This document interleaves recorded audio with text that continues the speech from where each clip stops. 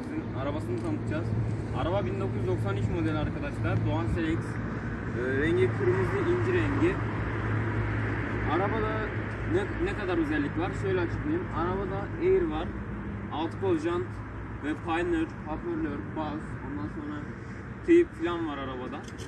Arabanın çoğu bölümü orijinal diye tahmin ediyorum. Pek fazla bilgim yok çünkü. Arabanın içinde birazdan tanıtacağım. Arabanın aynaları, ondan sonra silecekler zaten iptal arkadaşlar. Arabanın gördüğünüz üzere. Arabanın aynaları internetten gelmiş. Öyle dedi Süleyman abi bana. Arabaya tam ne kadar masraf yaptı? Bir fazladır muhtemelen. Tam bir bilgim yok yani. Arabada güzel, yani arabanın Air falan var. Yani bir sürü şey var yani arabada, eklenti var. Çok güzel bir araba yapmış. Eline koluna sağlık diliyoruz. Abimiz çok güzel bir araba elde etmiş. Yani güzel bir araba haline getirmiş.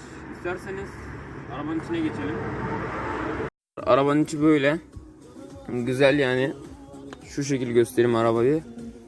Her yana çok güzel bir araba elde etmiş abimiz. Arabamız 5 vites. Orijinal galiba içi. Güzel yapmış arabayı. Her yer güzel. Arabanın ruhsatı o tabii ki de. Altta 2 tane ödüllerimiz var.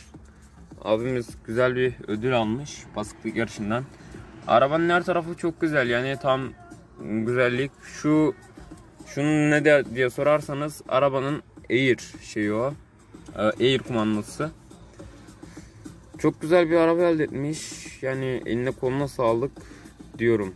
İzlediğiniz için teşekkür ederim hepinize. Bugünlük Doğan Selex videomuz burada sonlandıracağım. Fazla uzatmayacağım yani videoyu. Bir sürü eklenti var. En kısa zamanda elimden geldiği kadarıyla en kısa zamanda abimiz yani yardımcı olursa videoya bir dahasına videoda olursa yani burada değil şu anda. Şehir dışındaymış. Arabası burada olduğu için buradaki bir abimiz yardımcı oldu bana sağ olsun. Arabayı tanıttık sizlere, ne olup bittiğini tanıttık yani bir sürü eklentisi var arabanın. Yani güzel bir hal almış araba. Yani ama araba şu anda yeri 0'a 0, direksiyon bile dönmüyor şu anda. Yani o derece. Beni izlediğiniz için teşekkür ederim.